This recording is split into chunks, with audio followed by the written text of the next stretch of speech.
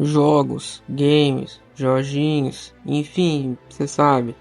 Diversos lançamentos ao longo do tempo e muitos títulos que a galera gosta, alguns que as pessoas não gostam, alguns que são clássicos instantâneos. Porém, existe uma interessante classificação que penso que poucos falam. Jogos que são amplamente rejeitados no seu lançamento, caem na obscuridade, fazem a empresa repensar seus caminhos ou até mesmo enterram a franquia, apenas para anos depois eles ressurgirem e serem identificados como clássicos, jogos fodas e esse tipo de coisa.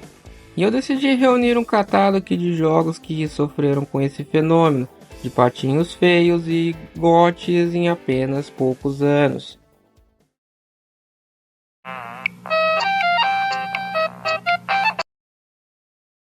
Sinceramente, eu não sei o que aconteceu, se não foi apenas o efeito da nostalgia ou a babação com coisa antiga. Mas GTA 4 passou a ser largamente reconhecido como um bom jogo, sendo melhor até mesmo que o seu sucessor GTA V. Elementos citados são os mais diversos, ficando muito por conta da física realista, a história mais prática e sem finais felizes, a trilha sonora mais dark e a ambientação de Liberty City em comparação com a ensolarada e vívida Los Santos.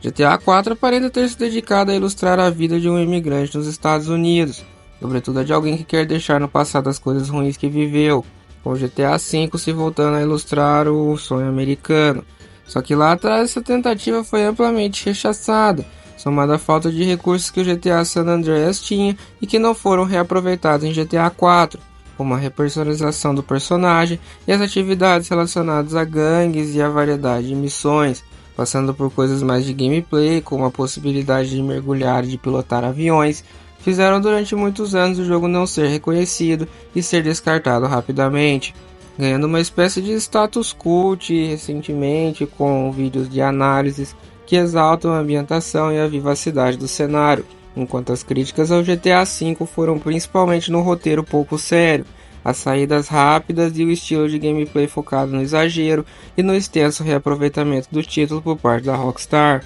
que fez do GTA Online seu bastião supremo, e o continua a empurrá-lo sempre que pode, quase como se a nova tônica fosse que o jogo passou a ser direcionado para a audiência mais jovem, enquanto que o mundo sombrio e a narrativa pesada e adulta do GTA 4 acabaram ficando para quem tem um senso mais crítico e apurado de avaliação de obras, representando um ponto de apego e de evolução no gosto dos fãs.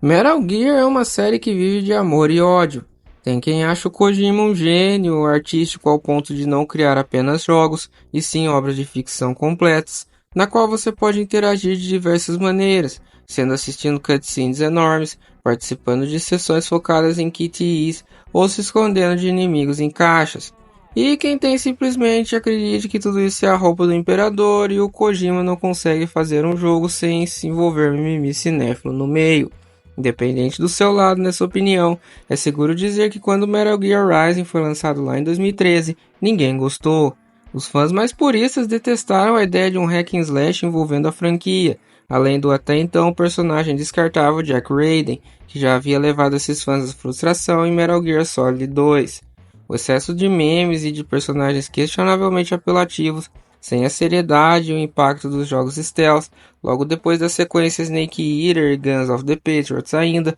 foi bem por baixo do radar, já que gostava apenas de um bom hack slash e obviamente não curtiu a proposta de longas cutscenes, personagens excêntricos e uma narrativa que fugia totalmente dos jogos desse tipo que se tinha na época. Já que a gente está falando de um período que os grandes representantes eram o brutal Kratos e o gótico e estiloso Dante, ou seja, pouco interesse em ver um ciborgue samurai cortando robôs gigantes. E se memes condenaram Metal Gear Rising lá atrás, memes o redimiram, quando estourou o template Revenge Status, que envolvia algumas cenas mais 18 sendo abruptamente cortadas pelo senador Armstrong, o grande vilão do jogo, que é totalmente caricato e cheio de frases marcantes. A partir daí um novo público se formou para o título, conhecendo sua também excelente trilha sonora. Os personagens anteriormente desprezados passaram a ser amados, e Metal Gear Rising ressurgiu como um jogo a ser amado e idolatrado, ganhando avaliações positivas e até mesmo pedidos de relançamento e remake, mostrando que para quem discorda, o velho Kojima acaba sendo um gênio do mesmo jeito.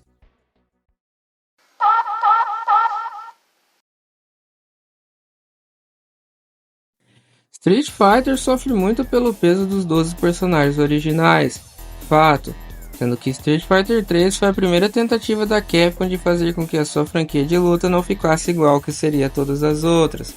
Ai, tem que ter o tal personagem, senão o jogo é ruim. Mega Man tem que ter o Mega Man, e se você acha que não tem sentido, é só você ver o Mega Man Zero. Resident Evil tem que ficar enfiando o Leon em todo o jogo. Devil May Cry não pode deixar o Dante descansar e por aí vai. Inicialmente, a primeira versão de Street Fighter 3, que é chamada de New Generation, sequer teria Ryu e Ken, focando no novo protagonista Alex e passando o bastão para uma nova geração de lutadores. Só que alguns fãs foram lá, encheram o saco e os caras colocaram Ryu e Ken junto no elenco.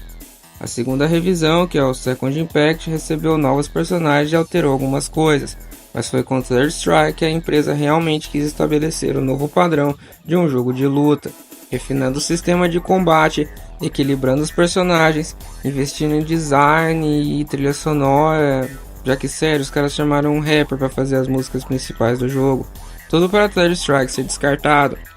As avaliações da época consideravam que jogos 2D estavam ultrapassados e que o futuro dos jogos de luta estava nas arenas 3D de Tekken e Dead or Alive, somado à pouca presença dos personagens originais e um sistema refinado e punitivo, acabando com aquela nubice da maioria dos jogadores. E não existe disputa de Hadouken e Third Strike, fica mandando magia toda hora para você ver o que acontece. Além das críticas e opiniões da época, o jogo não foi lá muito bem distribuído pela Capcom, já que a placa CPS3 não chamou a atenção de quem tinha Game Center, dadas as dificuldades de manutenção, tipo, você podia perder o jogo se simplesmente limpasse a máquina errado, e a demora dos ports para console na época, já que ele só chegou ao PS2 e ao Xbox em 2004, 5 anos depois do lançamento original no arcade, sendo apenas graças ao famoso momento da EVO, onde o jogador Daigo Mehara tirou pra bosta o Justin Wong, que o jogo passou a receber um pouco mais de atenção dos fãs de jogo de luta. E hoje, 25 anos depois do seu lançamento, Street Fighter 3 é tido como o melhor da franquia, carregando um legado imenso e um cenário extremamente movimentado. Seus personagens são muito cobrados nos jogos novos e o sistema de parry revolucionou o que pode ser considerado balanceamento em um jogo. E 97% do povo do Google ama esse jogo, é uma taxa quase perfeita de aproveitamento. Esse aqui eu confesso que eu não entendo muito bem, já que eu sempre achei a quinta geração de Pokémon muito boa, principalmente em relação a gráficos e trilha sonora. Porém, o fato das primeiras versões terem simplesmente rompido com qualquer Pokémon antigo, apresentando apenas os 150 novos da região de Unova, fez muita gente torcer o nariz. Apenas para quase 15 anos depois, todo mundo idolatrar essa versão. E se acumulam muitos edits com as músicas dessa época e pessoas relatando a nostalgia que tinham ao abrir seu Nintendo DS e jogar essa versão. Em se tratando de Pokémon de Unova, conforme foi dito, eles romperam com diversas coisas que a franquia já tinha, ao mesmo tempo que eles decidiram repaginar alguns conceitos que já existiam. É possível colocar que alguns dos monstrinhos que já existiam antigamente foram simplesmente sofrer uma releitura nessa versão, passando por mudanças de design, mas de qualquer forma ficando bem estruturalmente parecidos a alguns que já tinham sido feitos. Então o jogo foi lançado e muita gente não gostou, as vendas não foram boas, preferiram ficar na geração passada e muitos acreditou que Pokémon com 2D já estava acabado e que era necessário ir para o 3D. E aí você vem para o presente e essas versões em 3D são sempre rechaçadas, dada a baixa qualidade dos modelos, e a versão em 2D, principalmente de Pokémon Black and White, ficou marcada por ser um momento onde a história assumiu uma característica mais edgy, e que a Game Freak tentou fazer de tudo para que novos fãs aproveitassem a franquia de uma outra maneira, basicamente como se eles tentassem replicar o que fizeram da primeira vez, criando monstrinhos mais novos e deixando os antigos de fora para que você pudesse experienciar algo 100% novo. E dá para dizer que talvez isso tenha dado certo, já que apesar do tempo que demorou, hoje o jogo realmente tem o status que talvez já tenha merecido desde aquela época.